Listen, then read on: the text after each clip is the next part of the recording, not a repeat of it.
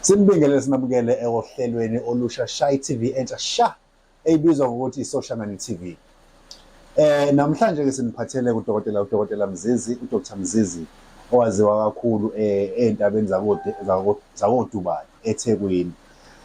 Dr Mzizi, awabingelela ababukele emakhaya. Siyabingelela kubabukeli beSoshangani TV.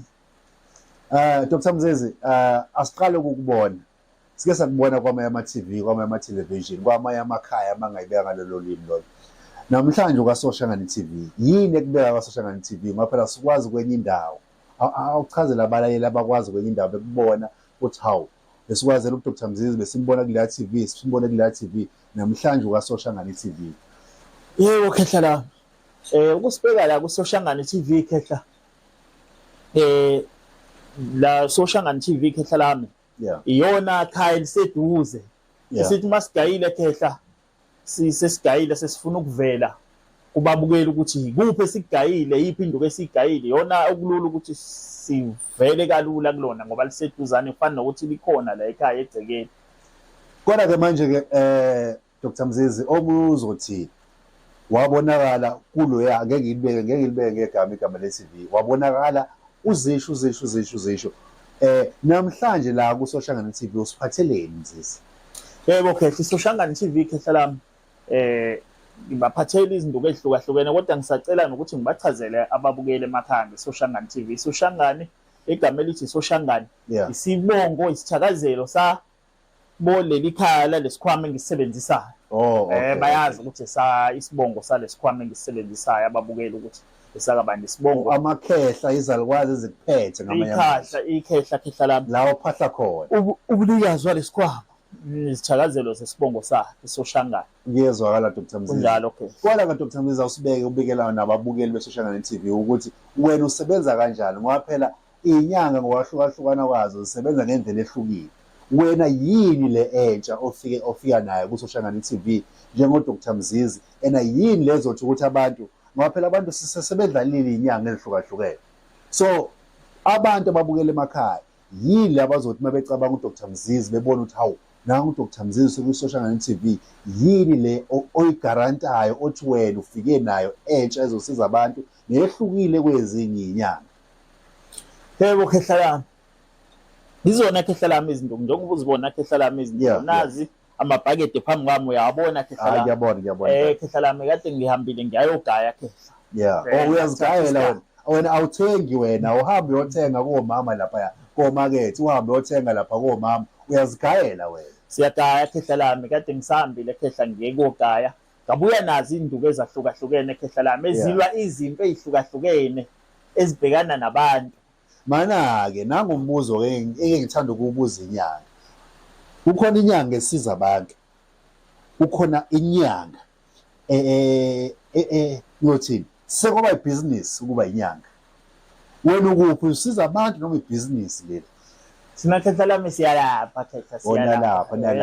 Lapha khehla siyabalapha abantu. Baningi kakhulu abantu esibasizile abahlukahlukene abangavela baphakamisa izandla eSouth Africa yonke khehla. Awugange Dr Mzizi. Akwenzeke ugange mhlambe ukuthi ke phela ngiyaphosa lapha na intombi na intombi iqinwe intombi yami iqinwe elinye isoka bese ke mhlambe ngiyathatha ngiyashaya ngiyajikijela itshe esokeni le onsizwa lesuke igange intombini yami. Khehla lami kubhekani kuye ngaso loso simo ekusuke ebhekene ngaso ngaloso sikhathi ukuthi sikanjani ngoba phela mawugaya uthi ugaya awugayi induku zokuvika kuphela nezokushaya ziba khona kodwa uvele ushaye ngaso. Hayi ngiyakuzwa. Khehla lami emakhaya ngisacela ngokuthi ngibachazele khehla lababukele emakhaya ukuthi lezi induku lezi njengoba kade qelile phambilini ukuthi sizobachazela ngalezi induku. Lezi induku khehla lami ezokulwa izimpi ezahlukahlukene njenganezimpi zenhlanhla khehla umuntu othi okuvalekelwe izinto akasazi ukuthi uzokwenzeka. Ama products la obanawo waphethe izinduku nje ezihlukahlukene izigayile zilwazi isimo khehla lami somuntu othi unezinkinga ezahlukahlukene into zakhe zivalekile nomuntu othi ufuna ukuphakama ukuphakama khehla lami ukuthi ufuna ukuba nemali ngabe nabo bonke ubukhazikhazi obukhona emhlabeni. Le nduku ukhehlelame izona lezi zahlukahlukene, ezinye zazo zihamba nophondo, sikwakhela uphondo ngayo. Okay. Sifike sisifake le nduku ezahlukahlukene kulona uphondo, kodwa siqale sigeze emozolanda lolu phondo khehla lesigodlweni. Mana-ke nje usalapho-ke Dr. Mzize, ngoba phela sesithanda ukuthi bacaciseleke babukele emakhaya, kungabi nje ukuthi ukhuluma into kodwa engathi ungangena ugxile, ngoba manje uma ukhuluma ngophondo wena Dr. Mzize, omunye umuntu kunezinto ezibizwa ngezigubhu, yinto ecishe ifane nesigubhu yini uphondo lakho lo okhuluma nayo? Kunjalo khehla la. Okay. Into ecishe ayifane, kuyenzeka omunye umuntu athi naye akakholelwa kuphondo, ukholelwa kwisigubhu, yakwazi ukuthi lento uyifake lesigubhini. Kodwa kunento eyimfihlo khehla lami esiyigarantile okuyiyona engena lento ipokisi iphakame. So kuthiwa into zakho khehla lami zivaleke kanjani, ziyasukuma. Ziyasukuma zinyakaze, lento lesifake le mpande, lezi mpande ziza ko-40, le mpande ngokuhlukahlukana zihamba novuka bonke namaphakama. Sekuba khona imfihlo-ke khehla lami esiyifakayo la. Mana-ke Dr. Mzize ukhuluma ngempande la, impande phela isitshalo, isihlahla. Yebo khehla. Ukuthi-ke mawuthi icishe ifane nesigubhu, abanye bathi isigubhu uye usiphakele. Lo phondo lona lusebenza kanjani lona, mhlambe kuwukuthi yini khonto elidlayo, kwenzakalani ngophondo? Uphondo khehla lami sikhuluma lesigodlweni ukuthi kuphi ozokwenza kulona. Ngoba lo phondo khehla lami siyahamba siye esigangeni, siye sigeze khona bese siyabuya sibuse emfuleni sigeze ngenduku ehlukahlukene, sesikushayisa lo khamba lolu luqondene nale nduku lezo, ngena ukhulume kuwena kulo khamba ukuthi usebenza kanjani, ufuna lento ikusebenzele kanjani. Manje mawuthi-ke le mpande khehla ngiyaqolisa ukungena olimini khehla, lezi mpande khehla kufike kubizona bese kungena enye imfihlo eyamathambo, kuphinde kuzongena enye imfihlo befika isukumise lento ukuthi ipoke lento, noma kuthiwa into zakho zivaleke kanjani. Yazi le mfede le ufike ehleli namakhonde le omoyibuka la ngemumva ngiyaxolisa ukukhuluma indlambi ineyinguza le idumbile ngemumva engathi ikonsi igazi. Ufike idumbile engathi ikonsi igazi ngemumva. Iyona-ke khehla lami-ke iyona mfihlo-ke engena kulo phondo lolu ukuthi lisukume. Le mfihlo le ngikhuluma ngayo le bemfeneni le lengangemuva ufica ibovu idumbile ile engathi negazi, yakwazi ukuyifaka kusho kwisimoni. Bayawazi abantu abalaphayo lo. Kwisimonyo sakhe, isigqabo sakho yakwazi ukuyifaka futhi ohlangene lobusoka, ukuthi la ufika khona kugqame wena abafazi bakulandela ubusuku nemini. Iyona mfihlo-ke khehla lami engena kule nto, isigubhu noma uphondo, ukuthi lento isukumise khehla khona ikhuba lesifakayo khehla lami kule nto ekuthiwa iso lenkosi.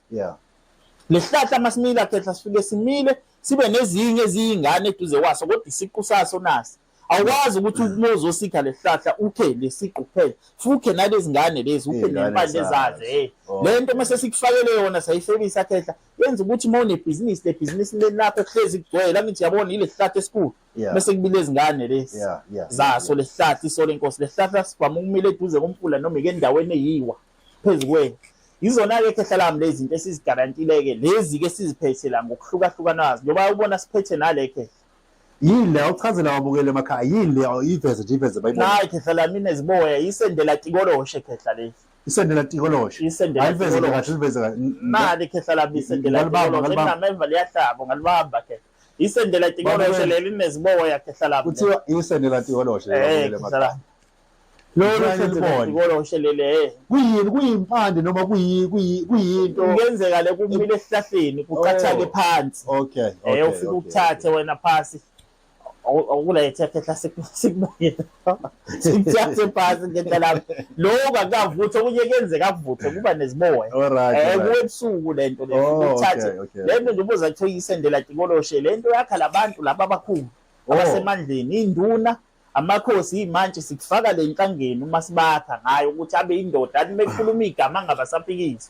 Sokuthi uphethe enkampanini bese sewuthe lokho awufuni kwenzeke, akekho khehla lami oqhubekayo akwenze makuthiwa wakhiwe ngalo isendela tikoloshe le. Yebo khehla sesifake nezinye iziqhwagaka zamakhubalo, safaka namathambo ezilwane eziziqhwaga ezingaveli. No, kuyezwakala Dr. Mzizi. Babukele emakhaya angithemba ukuthi nisamlandela Dr. Mzizi. Nisalandela ngokuchaza kwakhe izinto aziphethe nazenzayo. Uma ufuna ukuba indoda kusho kanjalo Dr. Mzizi, uma ufuna ukuba indoda ubonana nayo Dr. Mzizi. Uma ufuna ukuqina wazi ukuthi okay, mina kunento engiphakelayo.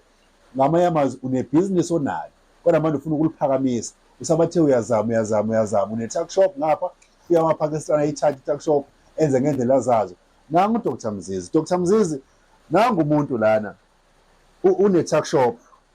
Ama-tuck shop awasabachuma abantu bale South Africa. Kodwa manje yini ongamsiza ngayo wena ukuthi ke cha-ke le tuck shop yami encane ngayiqala incane ngiyikhuphule ngiyiphakamise mina. Kukhona mhlawumbe ukusizakala ngakuthola kuwena Dr. Mzizi?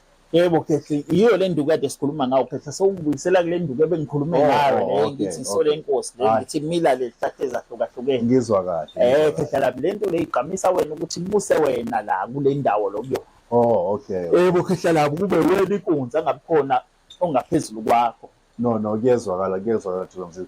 Mana okunye-ke njengoba uthe ukubalulekile Dr. Mzizi ukuthi uyalapha futhi. Yebo Khehla. Iziphi izigulo noma izifo ogarantile ukuthi hayi ke lezi even ithi udokotela usethi hamba ekhaya uyophumula wena oshoyo ukuthi cha wena ke bese befike kuwena abantu uzosilapha?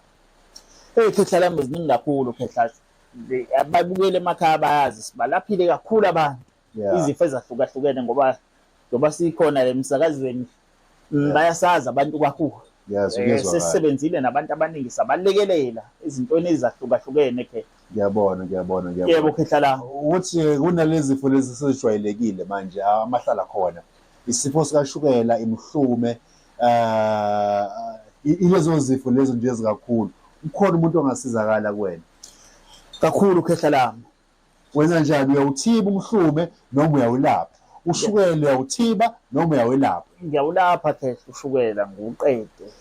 Ngisho ubika lebhodlela lihamba nensizi nalesilonda kusho kuthiwa sekuphumele isinqumo sokuthi unqunywa lo mlenze siyakunika induku ozoyigcobisa.